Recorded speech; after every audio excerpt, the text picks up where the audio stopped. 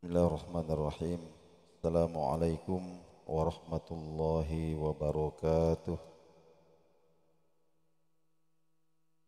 Alhamdulillahi rabbil alamin. Wassalatu wassalamu ala ashrafil mursalin Sayyidina wa maulana Muhammadin wa ala alihi wa sahbihi ajma'in, amma ba'da. Asyrul muslimin wal muslimat rahimakumullah. Alhamdulillah, subuh hari ini Allah Subhanahu wa taala memperkenankan kita untuk kembali melanjutkan pelajaran kita. Masuk kita pada Al-Hadithur Rabi', hadis yang keempat. Temanya adalah Atwaru khalqil insani wa khatimatuhu. Atwaru khalqil insani, tahapan-tahapan penciptaan manusia. Wa khatimatuhu, dan amalan terakhirnya. Hadis ini berasal dari seorang sahabat baginda Nabi sallallahu alaihi wasallam, yaitu Abu Abdurrahman, namanya Abdullah bin Mas'ud radhiyallahu anhu. Qala, beliau berkata, haddatsana Rasulullah sallallahu alaihi wasallam. Rasulullah sallallahu alaihi wasallam menyampaikan kepada kami, wa huwa as-sadiqul masduquh, sedangkan beliau adalah orang yang jujur lagi terpercaya. Apa yang beliau sampaikan? Inna ahadakum yujma'u khalquhu, sesungguhnya penciptaan kalian dikumpulkan. Sesungguhnya penciptaan kalian dikumpulkan fi batni ummihi, dalam rahim ibunya, arba'ina yauman nutfatan, arba'ina yauman, selama 40 hari, nutfatan berupa nutfah. Nutfah ini adalah biasa diartikan setetes air. Maknanya adalah air yang merupakan percampuran antara air laki-laki dengan air perempuan. Itu namanya nutfah. Jadi berupa nutfah, tahapan pertama itu berupa nutfah selama 40 hari. Tsumma yakunu alaqatan. Kemudian nutfah itu berubah menjadi alaqah. Ya, alaqah ini adalah segumpal darah yang menempel pada dinding rahim. Misla zalika, ya, selama 40 hari. Jadi nutfah 40 hari, kemudian alaqah 40 hari juga. Tsumma yakunu mudghatan. Kemudian segumpal darah itu berubah menjadi segumpal daging. Ya, mithla zalika, selama 40 hari. Jadi totalnya sudah 120 hari, tahapannya 3. Nah, kemudian setelah cikal bakal manusia ini genap 120 hari, tsumma yursalu ilaihi al-malaku. Kemudian Allah Subhanahu wa taala mengutus seorang malaikat, namanya malaikat rahim. fayamfahu fihi ruha, untuk meniupkan ruhnya. Ditiupkanlah ruh. Wa yu'maru bi arba'i kalimatin, dan diperintahkanlah malaikat itu mencatat 4 perkara yang telah ditentukan. Yang pertama bikat bi rizkihi, rezekinya. Yang kedua wa ajalihi, ajalnya. Yang ketiga wa amalihi, amalnya.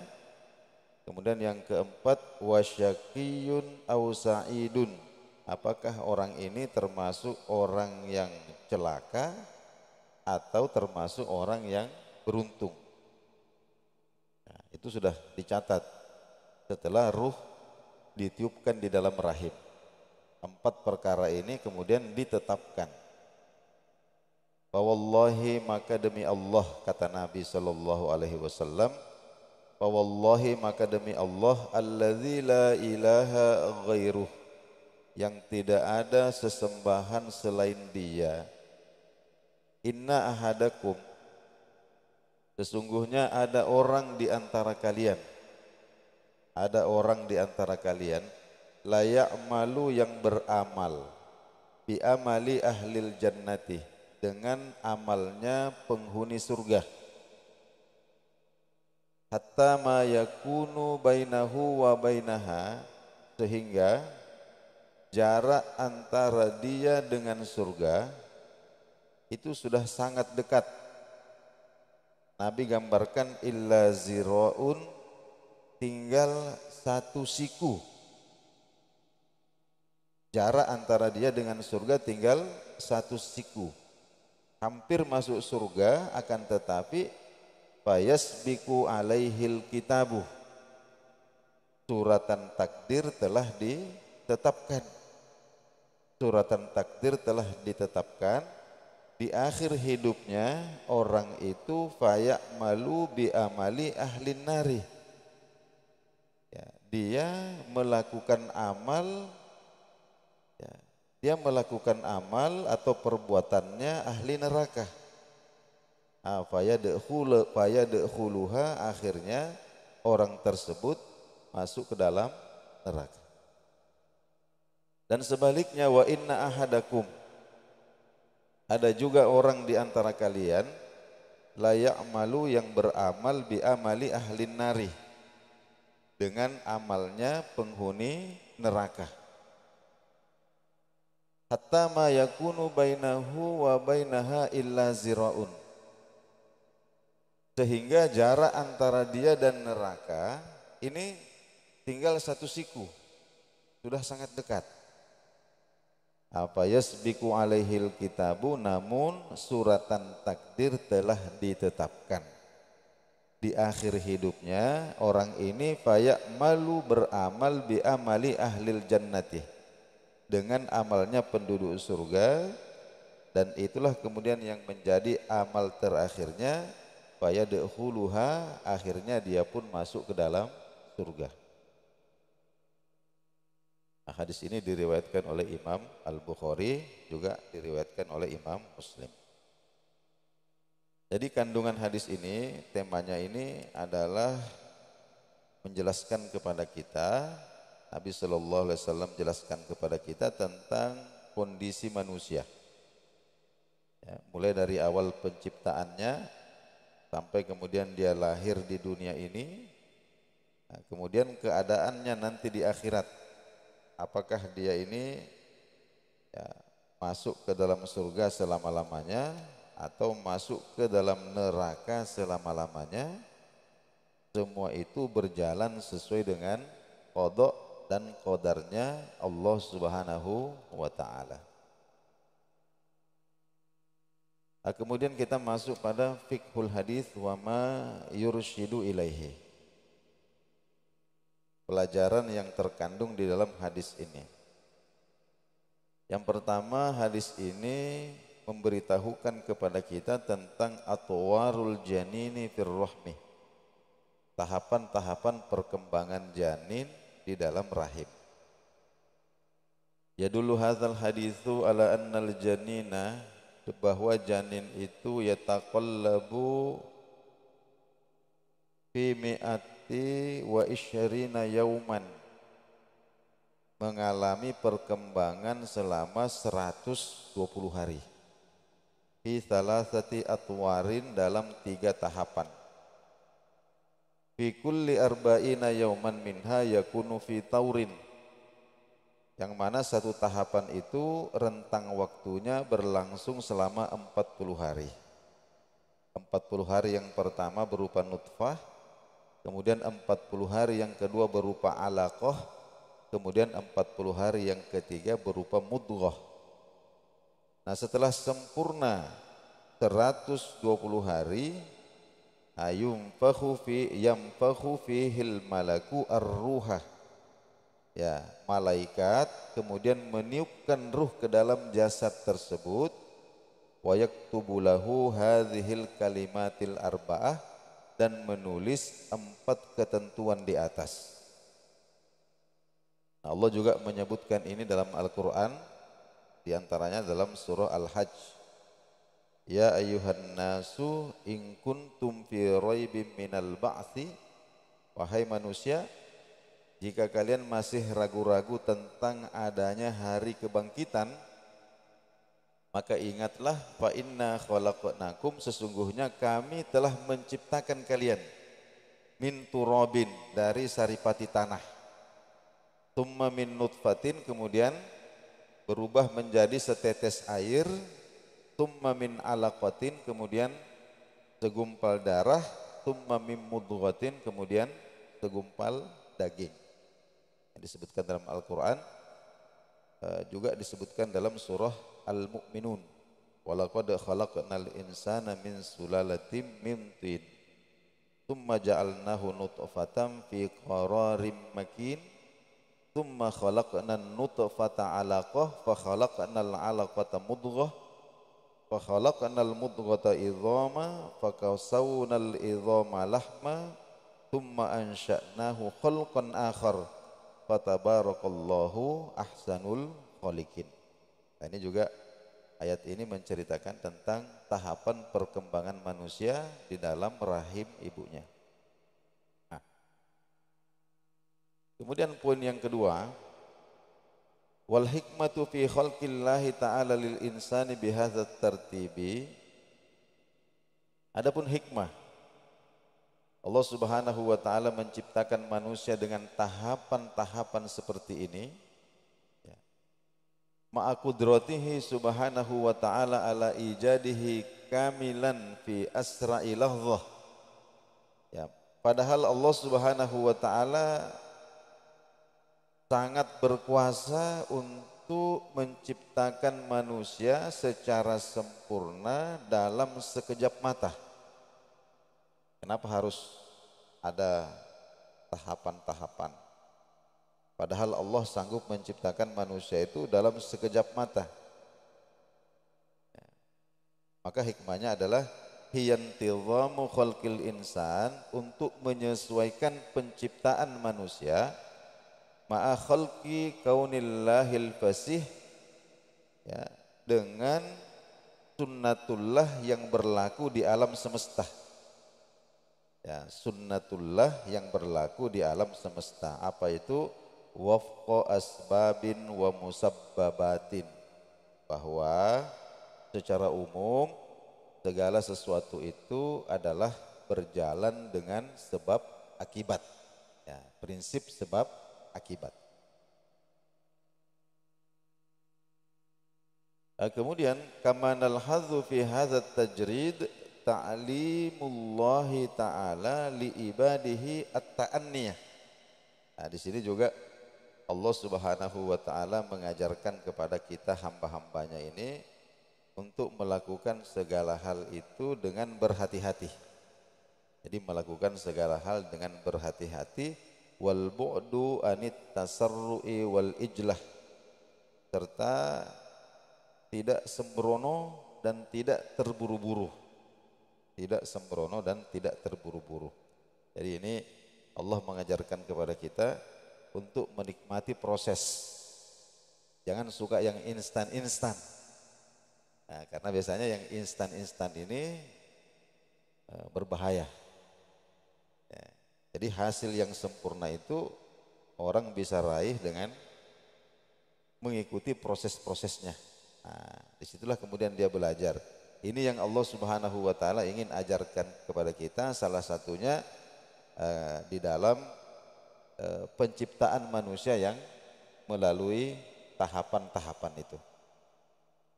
Kemudian yang ketiga, nafkhur ruh, tentang peniupan ruh. Ittafaqal ulama'u, para ulama sepakat ala anna nafkhur ruhi fil janini, bahwa ditiupkannya ruh ke dalam janin itu yakunu ba'da mudiyyi mi'atin wa ishrina yauman, ya, terjadi ketika janin itu berusia 120 hari. Alal ijtima'i bainaz zaujaini, sejak bertemunya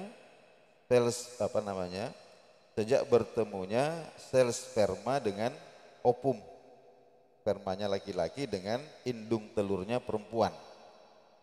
Ya. 120 hari sejak itu kemudian ruh ditiupkan di dalam janin.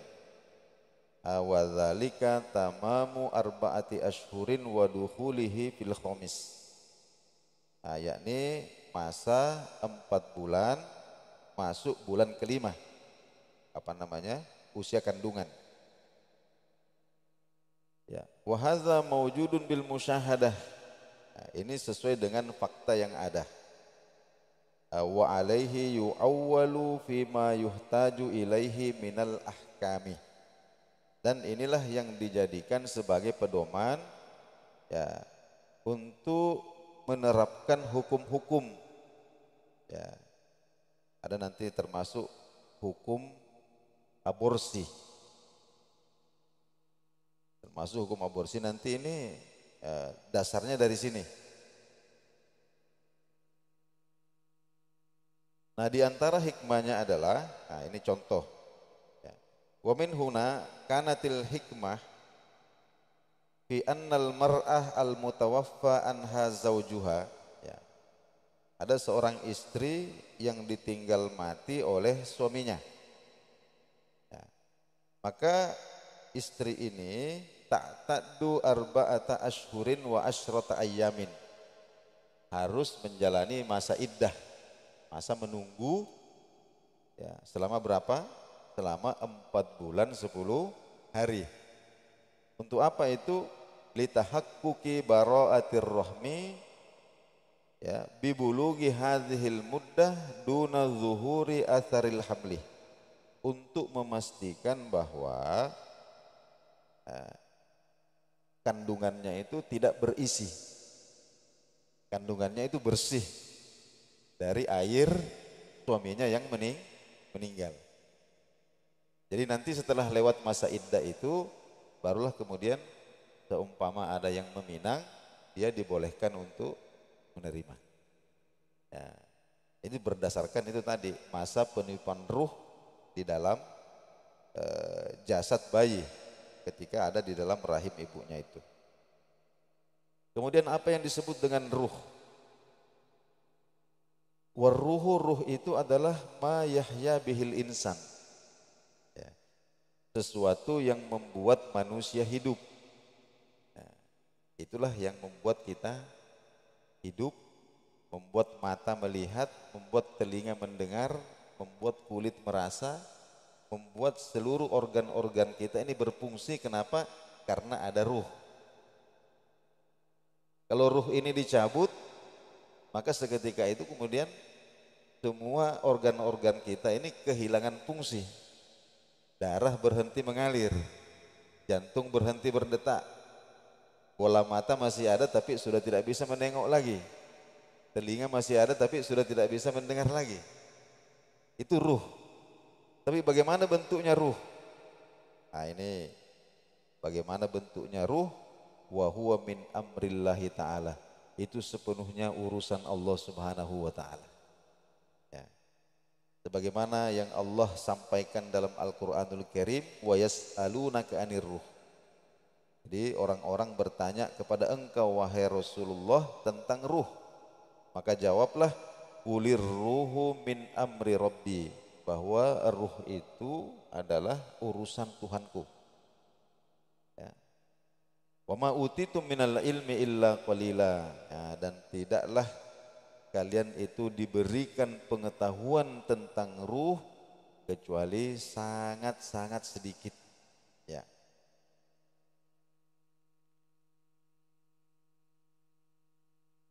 Baik, sedikit kita tambahkan tentang tahrimu isqatil janin. Larangan menggugurkan kandungan. Ya, larangan melakukan aborsi. Ittafaqal ulama ala tahrimi isqatil janin ba'da nafkhir ruhi fih. Ya. Para ulama sepakat tidak ada perbedaan pendapat bahwa haram hukumnya menggugurkan kandungan ya setelah masa ruh ditiupkan ya, 140 hari.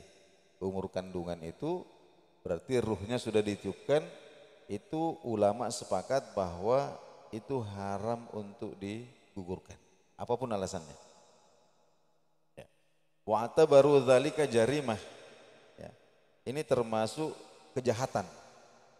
Ya, la yahillu lil muslimi ayyaf alahu, tidak halal ya. Artinya haram hukumnya seorang muslim melakukannya. Ya. Li'annahu jinayatun ala hayyin mutakamilil khalqi zahiril hayah. Karena itu jelas-jelas kejahatan ya terhadap makhluk yang sudah hidup, yang sudah sempurna kehidupannya. Awatajibu ad-diyatu fi isqatihi in nazala hayyan thumma matah. Nanti pelakunya ini wajib mendapatkan hukuman ya berupa denda. Dan nanti denda dengan ukuran tertentu jika janin ini kemudian digugurkan kemudian keluar dalam keadaan hidup meskipun setelah itu kemudian dia mati.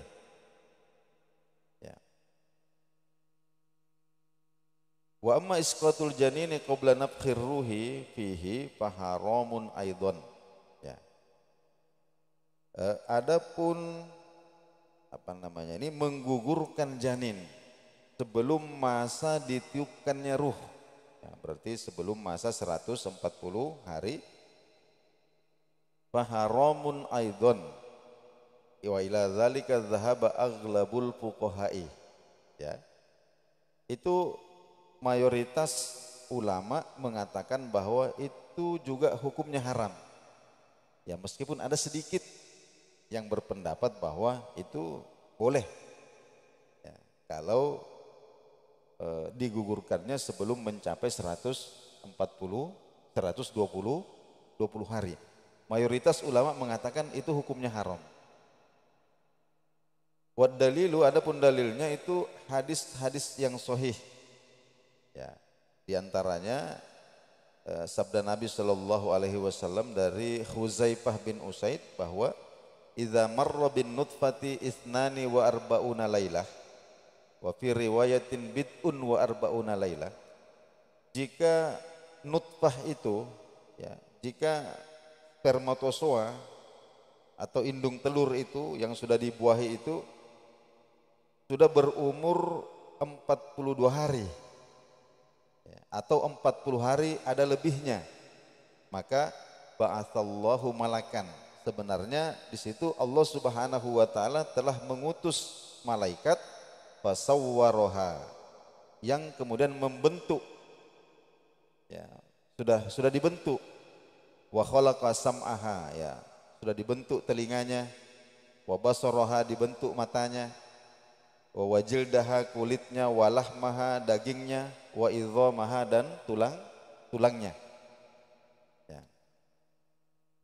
Namun wafi kita disebutkan dalam kitab Jami' al-Ulum wal Hikam ya bahwa wa qad rakhasa ta'ifatun minal fuqaha'i ya, ada sekelompok kecil ahli fikih yang membolehkan lil mar'ati fi isqati ma fi batniha, ya, membolehkan seorang wanita untuk menggugurkan kandungannya malam yunfakh fihi ruh, ya, sebelum ditiupkan ruh. Ya, ada sekelompok kecil ulama yang membolehkan itu. Alasannya apa?